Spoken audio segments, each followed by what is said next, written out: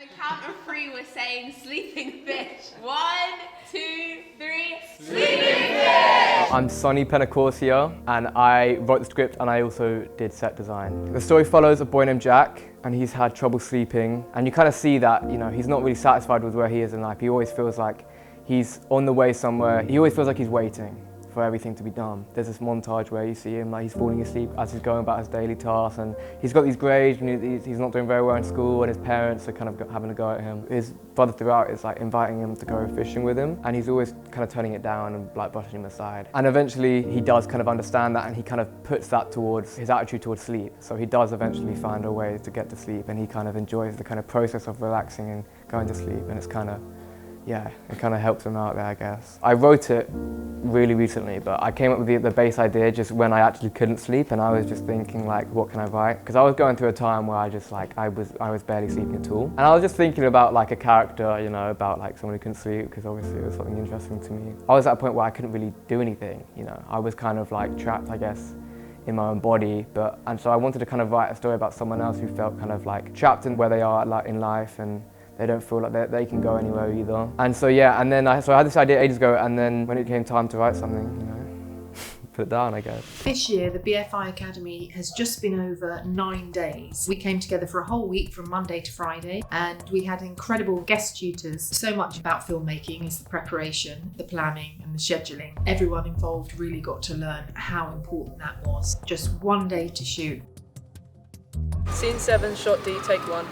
We don't have a big time frame, so it's really scary to make sure we get it all done in just 1 day. If like something goes wrong or we want to get extra shots, we may not be able to do that. I have done a one-day film before and it was pure chaos, but I wouldn't change anything because it taught me quite a lot about just the importance of how to tell a story. It was a great pleasure for me to meet the cinematographers on set today. The challenges that I faced on set stem from newer actors or working with even more established actors, or even just running out of time. Okay, so it's currently what, 10:52, meaning we have 8 minutes to finish filming at the I think, harbour. no, they actually extended. We had to delete a scene, but we can't tell them that because they're concentrating. We had to delete a scene to give us 20 extra minutes. And they're still taking their sweet time. I never really thought about producing before this, so I never really had like an idea of what I thought it would be like. I used to make sure everyone's doing their job, making sure everything looks okay, make sure everyone's doing okay. We had to figure out a budget, shopping list, what we're spending the money on. Has much changed in the script? We had to cut out quite a significant chunk. My name's Karolina Quinn and I'm the assistant director. This means I schedule to make sure that everything is going to plan and we're keeping to our time. There's always going to be things that catch you off guard, and you have to just adapt and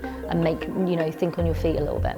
15 minutes and that should be enough for just this second shot, second take of this, and then we're going to go to the bathroom which is set up. We're running a little bit late, but it's fine because we sorted some scenes out. Making the bathroom scene, trying to clean the door first. It's meant to be the hallway, and then to hide this, we're going to probably put a little sign there saying "Do not enter."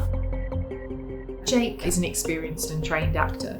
For Chase, it was the first time they were going on screen. I never thought I'd ever be an actor before, so this is very weird, but I've been really enjoying it. And everyone on set has been amazing and very supportive. Jake, who plays Jack, he's been really supportive and awesome. You'll always feel like you want more time on set. Things will always take a bit longer. You might want to do extra shots. The DOP could take more time to light. At the moment they're currently filming a scene in the set which is the living room where Jack's getting in trouble with his parents. It has been a little bit difficult keeping to our time schedule, but it has also been going quite well because we've been able to film things that we can reuse later. At the start we were like oh yeah, but now it's definitely gone better. Yeah, it's been a little bit of a challenge trying to keep to the time. I've got to put all the sound together, add all the voiceovers, make sure which sounds are better, which ones are a bit more grainy. I'm basically editing, so I'm going to have to put together all the footage, and so I feel like a bit of pressure.